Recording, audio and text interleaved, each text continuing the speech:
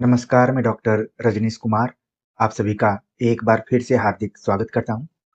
UP सहायक आचार्य हिंदी परीक्षा विज्ञापन 51 के अंतर्गत एक मौका आप सभी को मिला हुआ है।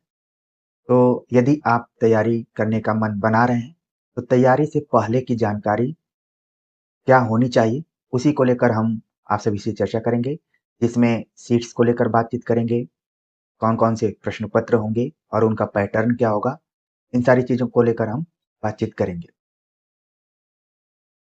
उन तमाम विद्यार्थियों के मन में एक सवाल ज़रूर आ रहा होगा कि सर यूपी, एलटी, जीआईसी इन सभी की परीक्षाओं की तैयारी करा रहे थे, एमआरएस की तैयारी करा रहे थे, केबीएस, एनबीएस की। मेंस सीरीज जारी रहेगी क्योंकि हमने विज्ञापन 51 के कैलेंडर पर चर्चा करते हुए आप सभी से कहा था कि ऐसा लग रहा है कि हम सभी किसी ट्रैफिक में फंसे हुए हैं और ट्रैफिक अभी खुली है और भीड़ धीरे-धीरे दोनों तरफ से जा रही है।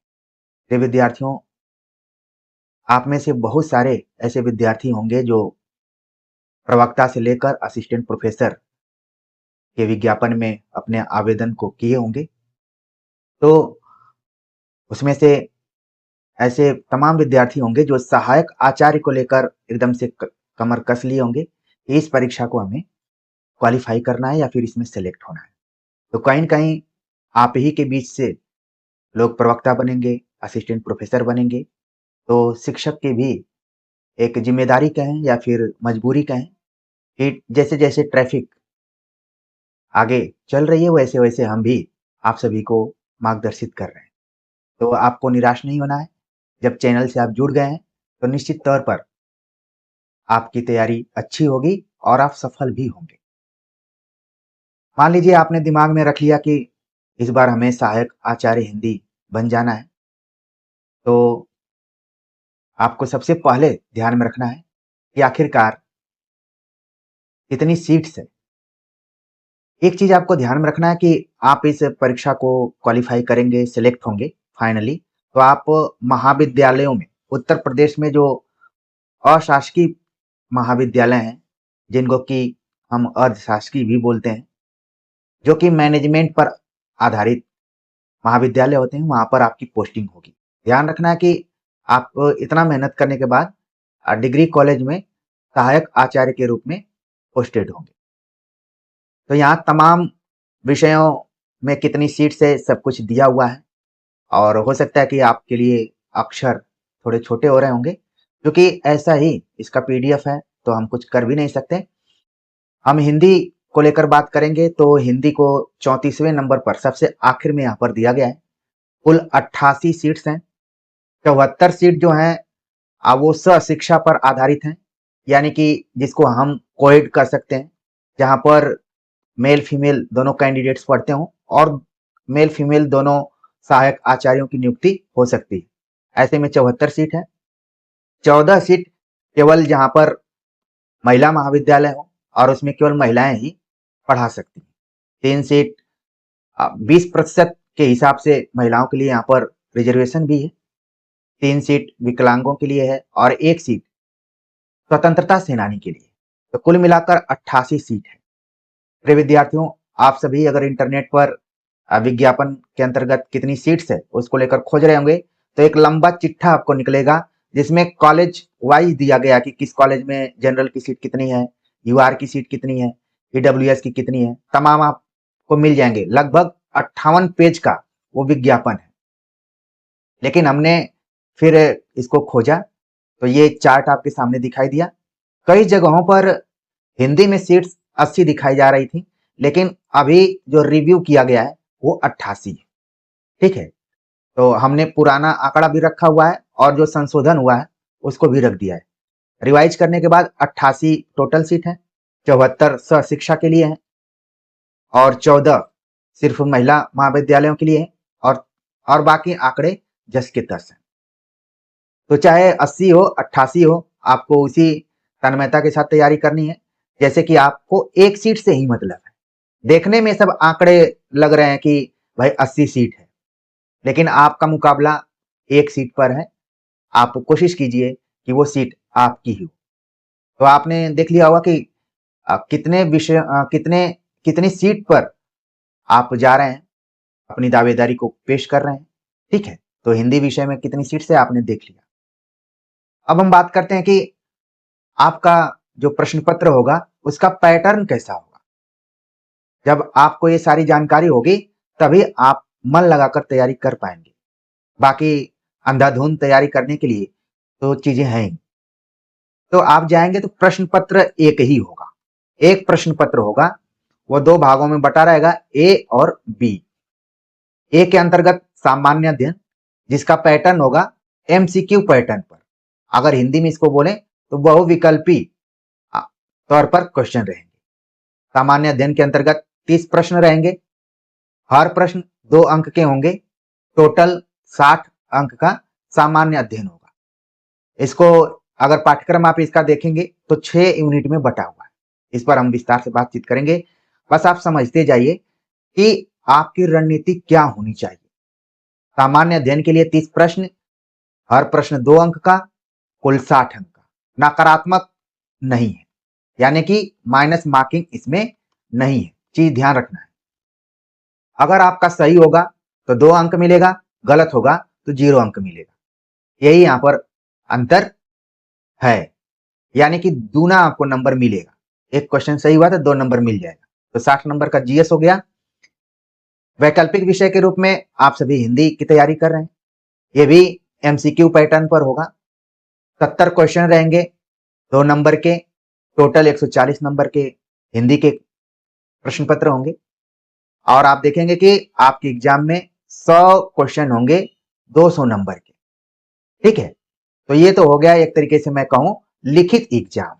लिखित एग्जाम जो होगा आपका, कई बार स्टूडेंट कंफ्यूज हो जाते हैं कि लिखित का मतलब ऐसे लिखने वाला होगा या फिर रंगने वाला होगा। रंगने वाले को भी लिखित ही कहा जाता है, ठीक है। तो ये एमसीक्यू पैटर्न पर होगा, यानी कि आप अगर तैयारी कर रहे हैं तो क्वेश्चन रहेगा, 4 ऑप्शन रहेंगे, लगभग 50% आपकी तैयारी का ऑप्शंस के आधार पर आप मूल्यांकन कर पाएंगे। जैसे लिखित वाले में तो लिखना पड़ता है, जैसे किसी कालखंड की विशेषता लिखने के लिए तो आप लोग को लिखना पड़ेगा, लेकिन यहाँ पर विशेषता दी जाएगी और आपको खोजना है। आप शब्दों को देखकर भी खोज लेंगे कि वीरगाथा काल में उसकी प्रवृत्ति क्या रही है। मान लीजिए कोई क्वेश्चन आ गया, उदाहरण दे रहा हूं। तो कहने का मतलब यह है कि बहुविकल्पी प्रश्न जो होता है वो तैयारी के दृष्टिकोण से क्वेश्चन है, और 50% तो आपके लिए आसान हो गया कि ऑप्शन में से ही चुनना है। लेकिन जब रिटेन एग्जाम होता है तो वो थोड़ा सा अलग होता है। लेकिन अभी इस एग्जाम में एमसीक्यू पैटर्न ही है, ध्यान रखिए, क्योंकि ये संक्रमणकालीन दौर चल रहा है। कई जगह पर लिखित परीक्षाएं भी हो रही हैं, जैसे UP, LT, GIC, GDC, EMRS, KBS, NBS. ये एग्जाम उन सबसे अलग है, अभी पुराने पैटर्न पर ही। तो आपने पैटर्न को समझ लिया होगा कि एमसीक्यू पैटर्न रहेगा, 30 क्वेश्चन जीएस का रहेगा, 70 क्वेश्चन हिंदी का रहेगा, हर प्रश्न 2-2 अंक का रहेगा। हमने पूरा बता दिया। हिंदी में कुल 13 यूनिट से सवाल आएंगे। यूनिट मैंने बनाया हुआ है, जैसे सिलेबस आप देखेंगे तो यूनिट वाइज नहीं है, पॉइंट वाइज है, लेकिन चूंकि समझना है आपको तो हमने यूनिट यहाँ पर लिख दिया है।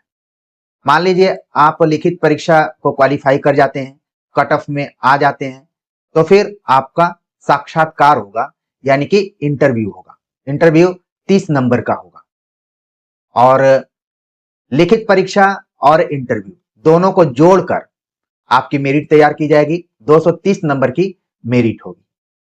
तो पूर्ववर्ती परीक्षाओं में अच्छी खासी मेरिट रही है, तो इसको ध्यान में रखते हुए आपको अच्छा करना है।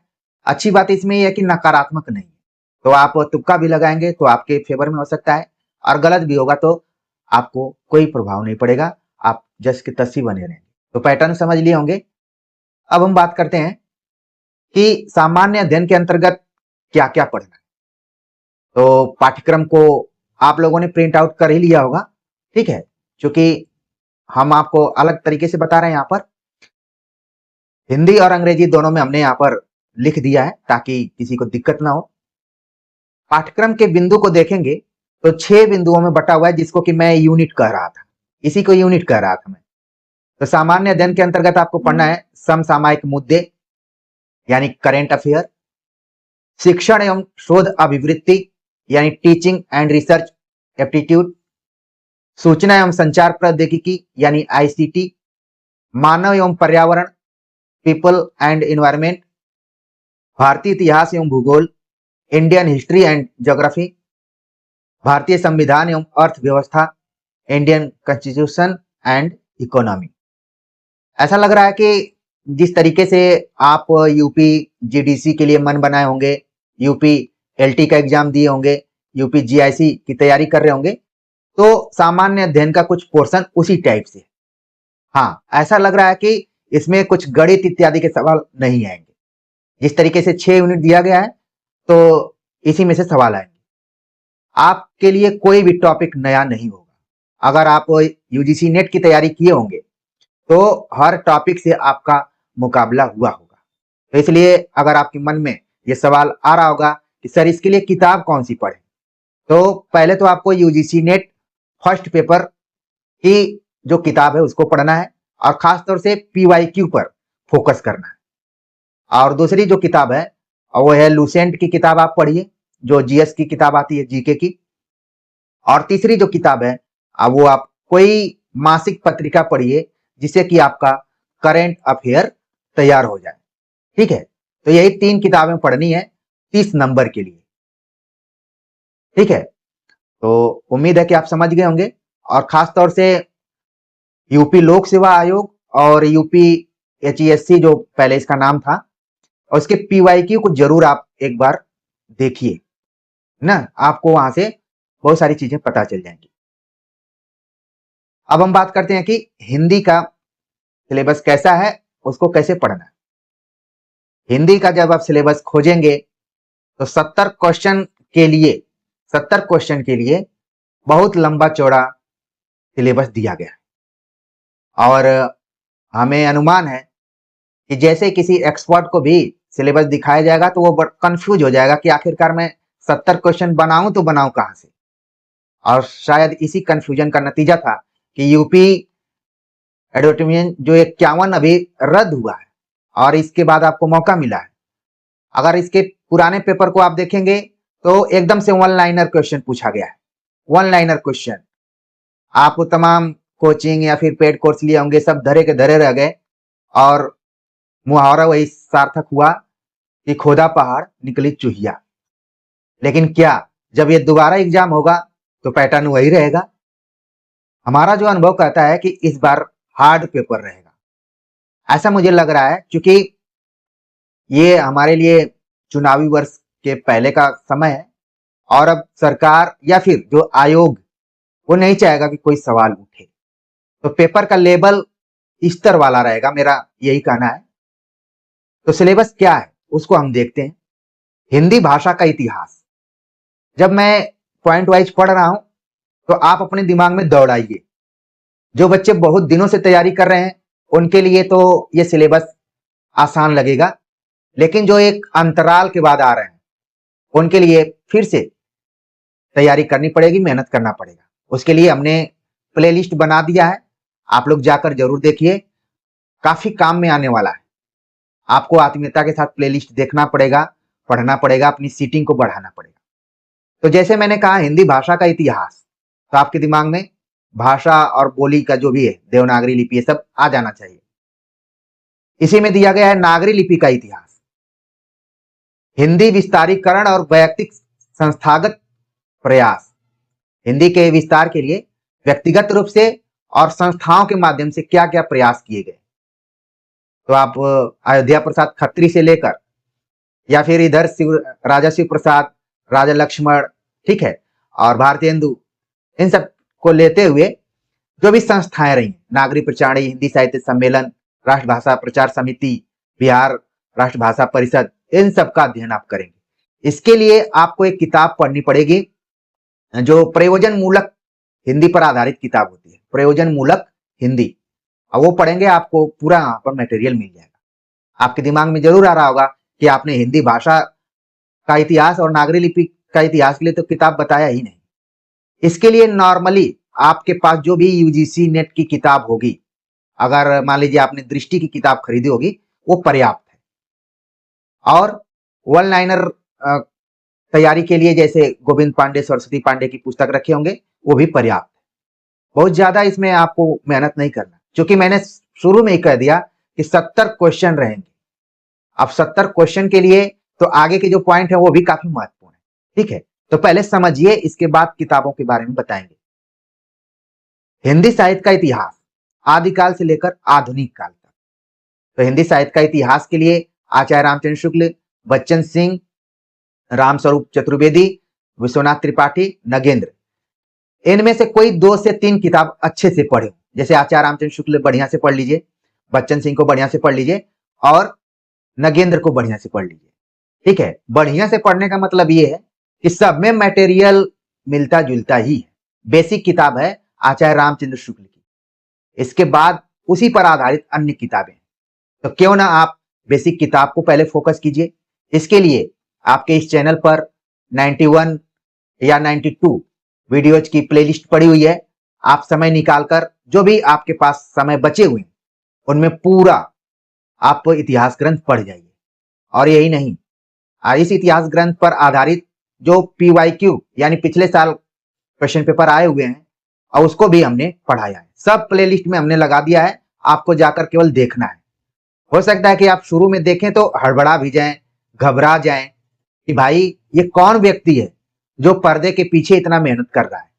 शायद हम उतना मेहनत करेंगे तो क्या नहीं कर सकते, सफल हो सकते। तो आपको घबराना नहीं, क्योंकि हमने देखा है मनुष्य का स्वभाव है कि अनचाही चीजें जब मिल जाती हैं तो उसके महत्व को नहीं समझता, जब तक कि उसको कहीं ठगा न जाए, उसको कहीं धोखा न दिया जाए।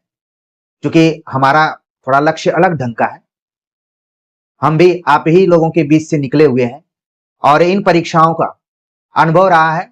सफलता असफलता दोनों हाथ लगी है, तो चीजों को आप समझ रहे होंगे। बहुत ज्यादा मैं विस्तार में नहीं जाऊंगा, नहीं तो फिर निराला की पंक्तियां याद आने लगेंगी। तो प्रिय विद्यार्थियों, हिंदी साहित्य का इतिहास को लेकर जिन जिन किताबों का हमने नाम बताया उन किताबों को हमने स्पेशली पढ़ाया भी है और प्लेलिस्ट हमने जोड़ दिया, आप देख लीजिएगा। हिंदी साहित्य की गद्य विधाएं, इसके लिए आपको रामचंद्र तिवारी की किताब को पढ़ना पड़ेगा, अपने पास जरूर रखिए। और बाकी हेल्प के लिए गोविंद सरस्वती पांडे की किताब को भी ले सकते हैं। साहित्य शास्त्र और आलोचना, साहित्य शास्त्र और आलोचना के लिए भी तमाम विद्यार्थी कमेंट करते रहते हैं कि इसके लिए कौन सी किताब पढ़ी जाए। तो इसको लेकर अभी मैं आपको भगीरथ मिश्र की किताब रिकमेंड कर रहा हूं। और इसी से जुड़ा हुआ एक पोर्शन है हिंदी आलोचना के पारिभाषिक शब्द और कतिपय अवधारणाएं। इसके लिए एक किताब है प्रोफेसर अमरनाथ की, हिंदी आलोचना की पारिभाषिक शब्दावली, ऐसे करके किताब है। इन दोनों से आपका काम चल जाएगा। ठीक है, ये दोनों किताबें खरीद लेंगे, ये दोनों टॉपिक आपका कवर हो जाएगा और हम भी तैयारी कराते समय इनको जरूर बताएंगे। तो इतना दूर जो 7 पॉइंट था, ये 7 पॉइंट तो एक तरीके से देखा जाए तो सैद्धांतिक था। ठीक है, अब हो गया यहां पर टेक्स्ट पर आधारित एक पार्ट शुरू होगा जिसमें दिया हिंदी काव्य। हिंदी काव्य के अंतर्गत कुल 26 कवि पढ़ने आपको और उनकी कविताएं। तो जब मैं ये लेक्चर तैयार कर रहा था तो मेरे दिमाग में आया कि 70 क्वेश्चन बनाने के लिए तो केवल हिंदी काव्य ही काफी है। यहां से बहुत सारे कठिन कठिन सवाल बनाए जा सकते हैं। तो इन कविताओं को कैसे पढ़ें, इनमें जो महत्वपूर्ण कविताएं लगी हुई हैं उनको हमने यूजीसी नेट की तैयारी कराते समय पढ़ाया हुआ है और आपके एग्जाम के दृष्टिकोण से प्लेलिस्ट में लगा दिया। कथा साहित्य के अंतर्गत 13 उपन्यास पढ़ने हैं, कहानी के अंतर्गत 14 कहानियां पढ़नी है, नाटक 6 पढ़ने हैं, निबंध है 12।